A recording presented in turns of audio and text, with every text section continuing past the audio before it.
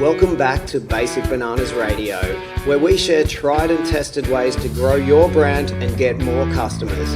Everything from the latest in marketing and branding, right through to growing your team and creating an irresistible culture. Hi, and welcome back to Basic Bananas Radio.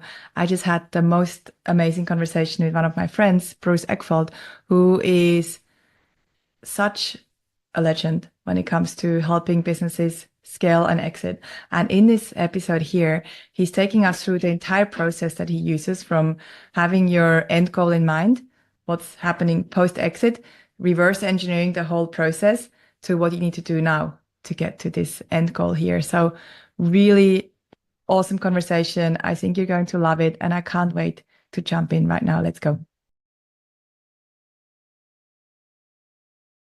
Hey, Bruce, so great to have you here today. Thank you so much for joining me. Thank you for having me. It's an absolute pleasure.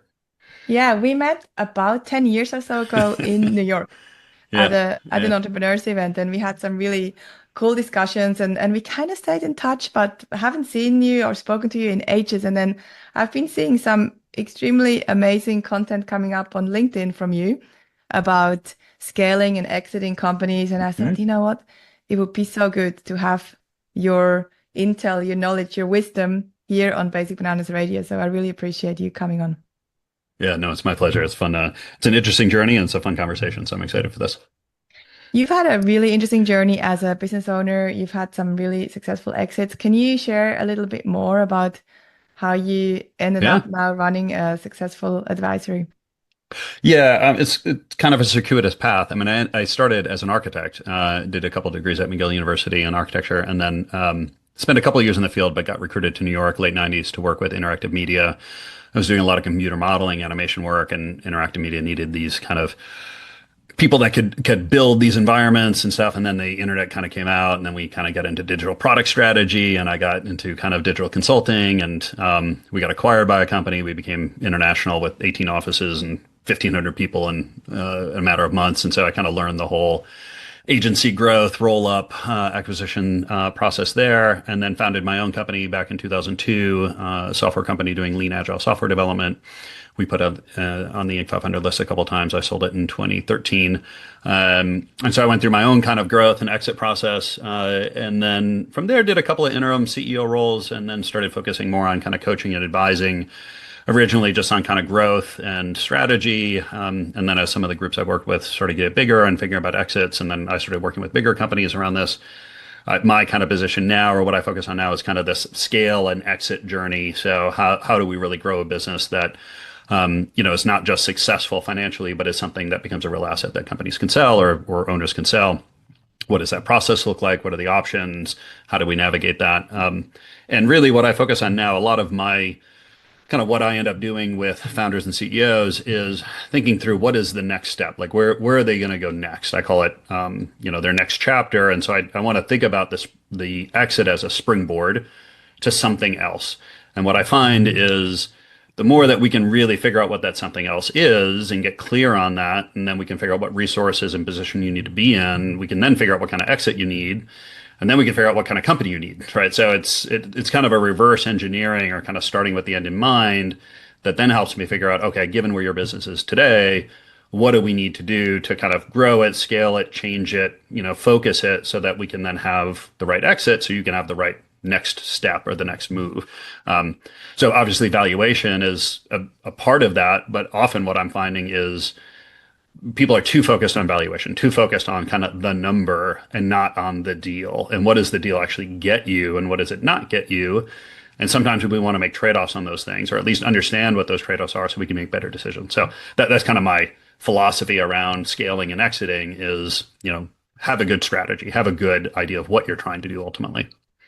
So great. And you're such a great example of somebody who, started somewhere, architecture, and then one exit, and then software. I mean, it's so tough. Now it's even tougher, but that's a really tough business to get into and then exit the way that you did, and then CEO and advisory.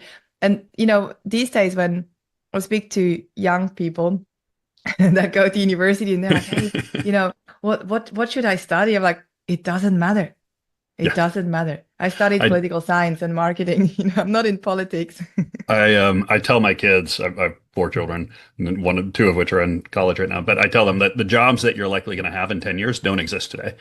So Yeah. it's really about learning about yourself, learning how to learn, learning about like kind of these core skills that will help you navigate a really quickly changing world. So, I try not to get too focused or try to encourage them not to be too focused on like a particular career path or a particular objective, but just understanding what are the tools and capabilities I need to develop and be good at and skills and assets that will then help me navigate a changing world. And I mean, like I certainly never expected to be a CEO. I never expected to be in software when I was in architecture, but there's so much about architecture that I still use today in terms of design thinking and problem solving and doing analysis and creative solutions. And so you can apply these things in all sorts of ways. You just have to understand what are those core capabilities that you can apply later. And a key phrase that he said is they just need to learn how to learn. Yeah. Because that's what right now. We're in this phase right now. We need to unlearn to relearn. We need to learn to learn. Yeah. And the other thing that I always think, and I wasn't going to talk about this, but I'm so glad we are. Go for it. Yeah. The other thing that I think, another skill that I would love my kids to learn is resilience, because I feel like it's lacking a little bit in the younger generations. I mean, I sound really old so saying this, but I do think that resilience is such a great skill that I feel like our generation sort of got brought up with, and I'm not seeing it super much in some of the younger generations. I feel like if we can somehow help you to be more resilient, you're going to be fine. An open-mindedness. Now, I was going to say, it's funny, we were talking about all this adventure stuff that I do. And one of the things that I use, I take all my kids on these crazy trips and put them on side to mountains in the middle of Alaska fishing and stuff and with bears and mosquitoes. But one of the reasons I do it is I want to teach them a little bit about how to handle discomfort and how to handle, not push through for the sake of just, grinding away, but in order to get some of these experiences and have sort of access to some of these things, you got to suffer a little bit, right? Like you have to like tolerate some things to be able to get to that. And I think that I won't paint the entire generation that way, but it's tough. I mean, I think we have certainly created a situation where in an effort to kind of help our children or help that generation, have we made them a little soft or a little, not being able to push through to achieve kind of these bigger goals? Because sometimes it does. It takes a little resilience to get through that. I love that you do that, because I'm definitely also seeing, and I do the same. My 3-year-old has been to 15 countries, and we don't go to fancy places only. And I love that you do that, because I'm definitely also seeing the opposite, where the people that have made it, they now only can go to fancy places and high-end resorts, and that's the only thing that the kids can do, or they can only fly business class. I'm like, no way. I need you to see that there's a different world out there. Yeah. So great. Now let's go back to your process, and I would love for you to sort of dissect the whole strategy from scale to exit, and the way that you do it is you sort of reverse engineer it. Do you want to do that here? Do you want to start? Yeah. So I always start with this kind of, what does that next chapter look like? And for some people, it might be retirement, or it might be, I want to get out of, the workforce, or I don't want to have to work anymore, which is fine, but we still need to figure out, well, then what are you doing? I mean, but what I find is, most business owners, most entrepreneurs, are not going to last more than a day or two on the beach drinking a pina colada, right? Like this idea that they're just going to like do nothing is not viable, right? You need something. Now, it might be a more personal family kind of endeavor. It might be more philanthropic, or it might be getting into nonprofits or, mission driven stuff. It might not be a for-profit business endeavor, but we still need to figure out, like, what are you going to do? What does that look like in terms of structure and success and roles? And like, let's create some goals and objectives around it, and then figure out what are the resources we're going to need. Like, what do you need, not just financially, but relationally, in terms of assets, in terms of IP, in terms of, it could be technology. A lot of it ends up being this kind of relational side. I find that that's one of the underlooked ones, which is who do I need to know? What kind of context do I need to have? What kind of reputation do I need to have post-exit to be able to do what I'm going to do? Because I think people underestimate how that network changes when you sell a company, right? When you're, founder, CEO of a growing company, it's easy to get calls, right? It's easy to make calls. It's easy to show up on conferences. It's easy at speaking events, things like that. The moment you're not, that all changes. And if you haven't really assessed that, you can find yourself kind of maybe with some cash, but not a whole lot of other resources to be able to do those things. So I do a lot of looking at that social network analysis pre-exit and what do we need to do, a year, 2 year, 3 year prior to really build out that in a new and different way, shore up those relationships, build new relationships that are going to serve you afterwards while you have the resource of being a founder and CEO. So those are the kind of things I want to look at is where are you going to go? What are the resources you need? And then we can start looking at exit strategies, right? And it can be like, okay, are we doing a financial exit? Are we doing a private equity? Are we doing a strategic? Maybe we're just selling assets, right? Maybe the best thing to do in this case is just liquidate assets and have a very clean slate. Because a lot of these other exits, they're going to have non-competes, they're going to have earnouts, they're going to have, various obligations or at least tethers to you that may be difficult or may prevent you from being able to fully step into the next phase. So that's why I say, what do you want to do next? What do you need? And then let's engineer the exit. Really cool. I've had so many conversations with people that have exited and I've never heard anyone talk about social network analysis. Yeah, really cool. SNA, social network analysis, it's a whole domain. Yeah. Did you come up with that, or is that a thing? So no, social network analysis is it's a whole theory. I mean, they use it in organizations and stuff to kind of look at communication channels and power structures and things like that. I use it in a much simpler way when you're looking at a CEO, founder CEO, where he or she is, mapping out like, okay, what does my network look like personally, professionally? What's the dependence on my role as founder CEO to that relationship, right? And some of them might not be at all. Some of them might be, only because I'm a founder and CEO do I have that relationship. We were talking like EO and things like that. Like, okay, like all these connections I have in this role, I step out of this role, do I still have those connections? So I want to do that analysis of what does that network look like? What is the dependency on the role? And then what are you going to need in that next chapter? And where can we strategically either shore things up or find different connections there, or maybe we need to build out, you're going to get another industry. Let's build out that set of relationships now while you're founder and CEO rather than after, because it's going to be much harder afterwards. And if we can spend some time and effort and build that now, it can be a big help then in the next chapter. Really clever. Now let's talk about the different exit strategies. You mentioned some already. There's the strategic ones, there's the financial ones, liquidating assets. Can we talk a little bit about the different types of exits that businesses can look at, and then the purpose of each? Yeah. So the couple of big buckets that I use are financial, which is the buyer is basically looking at your business as a financial investment, right? Like it throws off cash at a certain rate, it has a certain growth potential, there's a profitability, there's a capital requirement. It's basically looking at it purely from a financial numbers point of view. So generally private equity fits into that mold where they're basically going to come in with capital, they're going to come in with debt, they're going to come in with various tools to essentially continue to operate the business as is. Maybe make some changes, but it's still self-contained. The next category is strategic, where the acquirer is seeing some value in your underlying assets and capabilities as a business. So they've got a business that does X, you have a business that does Y. There's some kind of synergistic capability of we're going to add new customers, or we're going to add a new product or service, or we're going to add a geography, or there's some nuanced aspect of why 2 plus or 1 plus 1 makes more than 2, right? That there's some unique synergies between that. So I call those strategics. Then you've got succession, right? Which could be handing it over to the next generation. It could be doing management buyout. You could do an ESOP, which is basically handing the company over to another management group, usually within the company somehow, right? So you're transferring leadership and ownership kind of within the company umbrella for the most part.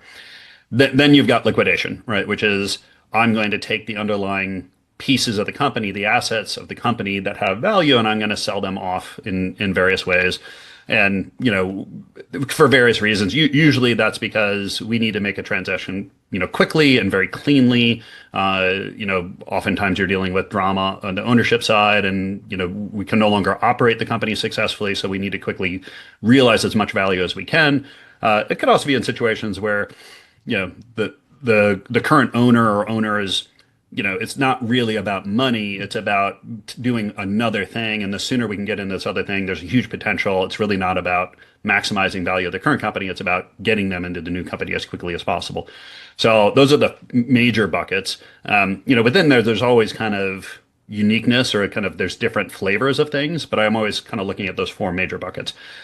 You can combine them in some sense, right? In some cases, we're saying, all right, well, if you have multiple business lines, well, let's liquidate this one. We're going to sell this one to a competitor, as a strategic, and then we're going to take this one and go to private equity and, fund that one and do that one as a, scale that one more directly. So we can do kind of mixes of those things. Again, I'm always looking at, what does it get us? What does it get the founders? What does it get the owners in terms of assets and capabilities for the next venture that they're on? Which ones did you have for your software company? So I had a strategic. We got bought by another software company that wanted to get into the New York market, and we really wanted to get access to a bunch of our clients and talent. They couldn't do a lot of the agile. We were extreme programming originally. We were a pretty advanced kind of coaching organization, so they wanted that capability. But I'll be honest. I mean, a lot of my exit had a lot of drama. My whole growth story had a lot of drama. Right? I was an architect. I didn't know what I was doing. Right? So there's a lot of this was school of hard knocks, and I cobbled together a lot of things. I learned the hard way on a bunch of stuff. Finally found that, oh yeah, there's actually systems out there. There's ways of doing this. After my exit, I was like, oh yeah, it turns out there's a whole bunch of resources out there I didn't know about. So a lot of the reasons I do what I do now is because it's like, okay, look, I made all these mistakes. let's not make these mistakes again. Let's make other mistakes. And it's just learning from that process how, because for most founders, they exit once, maybe twice, if they're lucky, 3 times, right? Whereas the people that are buying things, like, this is Tuesday, right? They do it multiple times a week. So it's so asymmetric in terms of experience and knowledge. And as I've worked with many of these companies, it's just the patterns are so obvious, and the situations become so regular. It's like there's better ways of doing this. And the problem is most entrepreneurs, most founders just have never done it before. Yeah, and it's a good point that it's that for business owners it's such a big deal, obviously, because it's there one time to, or maybe twice, as you say, and for acquisition or people that are acquired, it's like, yeah, okay, whatever. Here you go. Yeah. What's the next step then? So once you've got your end goal, you looked at your social network, what you need to build now, you decided, hey, I think the strategic acquisition is probably the one that will give me the most. Yeah. So for me, it's less about then picking the strategic, and it's more of, I want a very clear framework of what are the criteria of my exit. Like this, I need this much capital. I'm willing to do this kind of earnout. I'm willing to accept this kind of non-compete. I want to be involved in the company in this way, right? Like getting that stuff clear will then allow you to then go into multiple options. And sometimes we don't know. Sometimes we'll pursue a financial. We'll talk to a private equity. Oops, hold on. Oh, sorry, my camera died there. So we'll talk to a private equity and we'll talk to a strategic at the same time. And we're fine with either, right? The question is, which one meets our exit criteria the best, right? And so having that framework, I call it the book I'm working called is Springboard, and we call it the Springboard Blueprint, right? If we have our blueprint, like if we know what our springboard needs to look like from a blueprint point of view, we can consider any option, right? We can talk to the strategic, we can talk to private equity, we can talk to some strange combination of those things. Anything's fine. As long as it's hitting these criteria, I'm willing to consider it. And the reason that becomes important is because these deals are often complicated, or the offers are often complicated, and they're really difficult to compare side by side. Say you're going to get 20 million, say 10 million in cash, $20 million in earnout. You've got a 3-year management contract, and you're, in a non-compete for 5 years total. Versus someone else is willing to give you 12 million cash upfront with no earnout, with nothing. Okay, which is better? I mean, financially, the other one is better. But when you really do the opportunity cost of whatever you're going to do next, maybe the 12 million is much better because it totally frees you up to do whatever you want to do next. So having that blueprint is key to then to be able to evaluate these options on an apples to apples basis. And then what are some of, should we go into what are some of the things that now the business, so let's say he said, hey, I kind of want to have an exit. I assume it depends on where the business is at, but usually what I've seen is that sort of, maybe a 2-year process. I would say, yeah, we usually say 3 years to plan an exit is a nice amount. And that's for two reasons. One is most of the time there's fundamentals of the business that need to get kind of fixed or need to get adjusted. So we need some amount of time to kind of make changes in the business. Then we need some time to really optimize that stuff and make it work well. And then we want at least a year of solid financial performance before we have to go to evaluation. Because they're going to look at, at least the last 12 months. They're probably going to look at the last 3 years. But if you've got 12 trailing months of good, consistent financials, you're going to be in a reasonable case to be able to go through valuation, be able to someone to kind of value you. So that's why 3 years is a nice number. Now, if you only have a year, we make it work in a year. The downside is if we're going to make a lot of changes and there's going to be a lot of shifts, it means we're going to have 6 months, a lot of change. We're only going to have 6 months of trailing results that we can extrapolate from. We can say to a buyer, look, buyer, let's look at the last 6 months. Let's extend that 2, 3, 5 years. That's why you're paying us for this money. It's a little shakier. You're not going to get as good of a valuation. Where if I can show you 3 years of solid financial performance, it's much easier to be able to convince a buyer saying, well, you should pay us X because here, over the next 3 years, you'll be able to continue this pattern. Mm-hmm. And what makes a business very sellable? So what are some of the elements that you would work on? I assume leadership team, recurring revenue. Yeah, so I'll reverse it of what are the things that typically hurt valuation. Things that hurt valuation, it depends on the nature of the business, but the things we look at are client, anything that's going to be a risk to financial success. So client concentration, right? If our individual client is too concentrated or a sector is too concentrated, a buyer is going to be like, well, if we lose this client or this sector starts to be shaky, like that's going to pose risk. So if I'm well diversified on clients and industry, that's good. Leadership capacity, right? If as an owner, you're still involved in the day-to-day of the business, and unless you're going to stay on, right, like there's going to be some change, there's going to be some drama that's going to happen, some instability that's going to happen on a leadership basis. Leadership depth, right? So if I'm going to scale a company from 10 to 50 million, do I have a team that can handle that right now? Or am I going to have to replace the entire leadership team over that journey, right? That's going to hurt valuation. Processes, right? Do I have standard SOPs? Do I have quality systems in place that ensure quality of delivery? Again, if I'm going to take it from 10 to 50 million, that's a lot of stress in the organization. If I don't have good processes up front, like the chances of having process issues are very high, as I start to scale. It's going to put pressure on the organization. There's underlying, just like having clean books, like having a clean reporting process. We have all sorts of things, at least in the US, around quality of earnings and things like that. Have we verified that the data that we have at our financials is not necessarily true, but is verifiable, right? Can I back up my financials with all the contracts? Do I have contracts? Are they do I have signed documents? Are they structured in the right way? I talk a lot about you can have the most amazing company in the world, but if you can't demonstrate that to a buyer, they can't buy it, right? They can't pay for it, right? Because they don't have the data and they don't have the documentation. So we talk about documentation. When we get into strategics, we can do some analysis of underlying assets and capabilities. So we can say, hey, we have this software system, or we have this process, or we have this talent pool that we could leverage into your business, and we can show a multiple, or we can show some kind of extended value on that. So those are areas we look at. There's assessments and stuff there's lots of assessments out there that will kind of go through all these categories. But there's a basic set, which is just have a good business that's well documented and well run and is consistent, is repeatable and predictable. And then there's kind of assets and capabilities that we can use to get into strategics that say, hey, like we have something here that is really unique.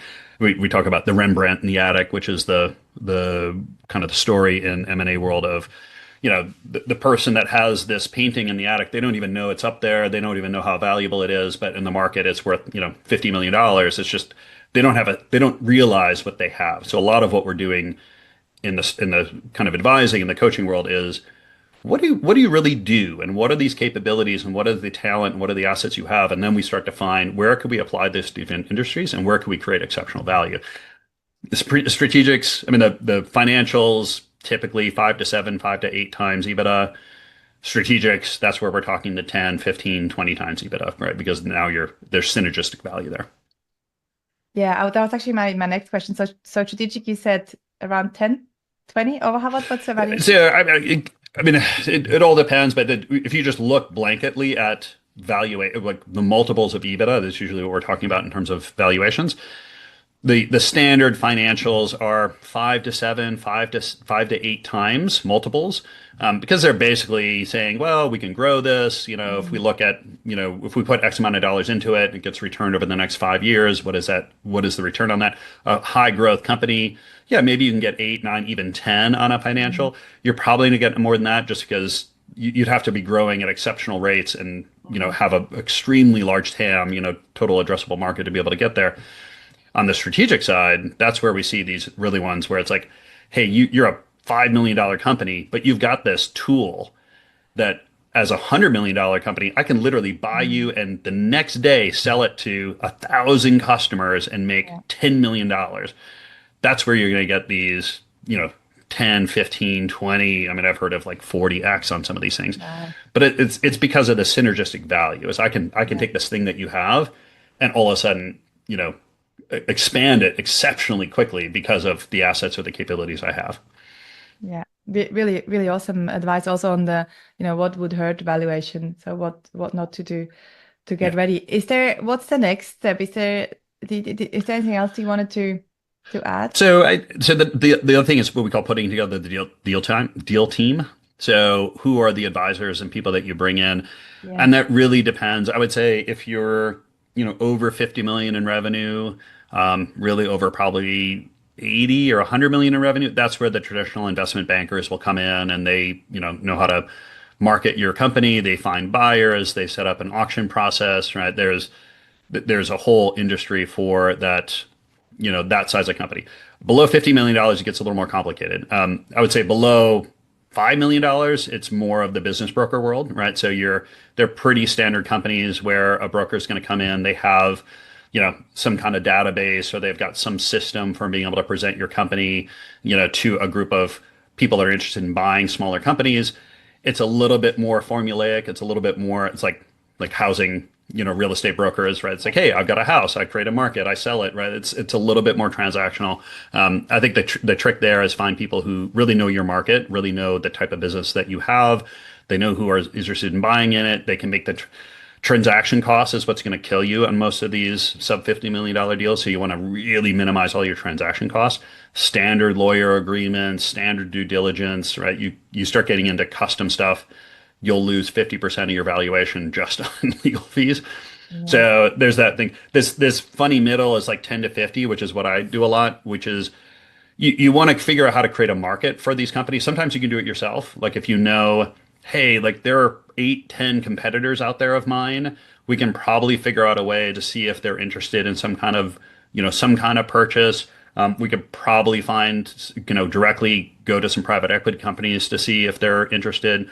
It's going to be a little bit more homegrown, just because, but honestly, the investment bankers just don't really provide a lot of service to those sub $50 million companies. It's not worth it to them because they're getting paid on a transaction basis.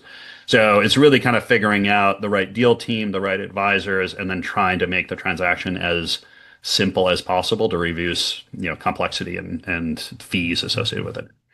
Yeah, really helpful. And a lot of our listeners are probably in the below 5 mil EBITDA category. If somebody even has a smaller company, I know, some of our listeners are, let's say somebody runs a cafe, Yep. The similar, same process, I would assume. Yep. Yeah. I mean, and like a cafe example is a good one, because it's either going to be a broker, right? You're gonna find somebody who has already created a market for cafes, right? Is knows people who are looking for cafes and can kind of introduce you or kind of put you into the system for purchase. Or it's going to be some kind of roll up thing. So it's going to be, hey, there's, a cafe that's looking to acquire other ones or like acquire locations, right? And they're going to be reaching out, or you're going to strike a deal with them directly, or you're looking at a succession plan, right? It's like, okay, I've got friends, relatives, employees that might be interested in taking this over. Well, we can do a succession deal where, they take out a loan, it gets financed, it's paid over time, right? We figure out a way to kind of engineer the deal so it's doable for the buyers, but yet the seller gets a decent valuation for the asset they've created. Yeah, and I've seen that quite a lot in the smaller, or even sub 1 mil companies where it's a succession, as you said earlier, a succession exit. So giving, transferring it over to another team member. Love that. Yeah. Any last sort of things is there anything that we didn't touch on that you think needs to be? We covered a lot. Yeah. We covered a lot.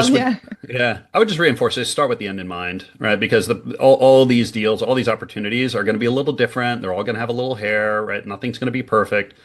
And the more that you can really figure out, well, what am I trying to get out of this? And what are my priorities? What are my must-haves? And then what are my like-to-haves, need-to-haves, right? Like, it will help you then make decisions, right? Because no deal is going to be perfect, and you got to know where you're willing to make trade-offs and still get what you want, and where you can't. So that just helps with the decision-making process. Yeah, and it's such great wisdom that we can apply to anything in life. Yeah. What's the end goal? Really, really useful, really helpful. I feel like you've just given so much amazing content in like 20 or 25 minutes or so. Where can people follow you, connect with you? Yeah. Reach out. LinkedIn, I assume, is one of your channels. Is there any other? Yeah, LinkedIn is a big one. I mean, I do just eckfeldt.com is my personal website, my business website. So you can check that out. Bruce@eckfeldt.com is my email address. I also write for Inc. I've got a couple hundred articles on Inc. So you can always check out content there. Those are probably the big platforms. Like LinkedIn, I would say has a lot of my stuff on there. That's a good source of information. Really helpful. I'll add all the links into the show notes too. So thank you again. Thank you, Bruce, for taking time out. I know it's evening for you in New York, and you have 4 kids, you have an adventurous life, and you're here talking about something that you're clearly passionate about and also extremely good at. So thank you. I appreciate it. It's my pleasure. Thank you, listeners, for tuning in and being in our community. We really appreciate you, and I can't wait to see you next time. If you know somebody who would really love to hear this episode or needs to hear it, please feel free to share it with them. And we do love a review too. Thank you so much for tuning in, and I'll see you next time. To get more from Basic Bananas and to learn new ways to grow your business with clever marketing, visit basicbananas.com.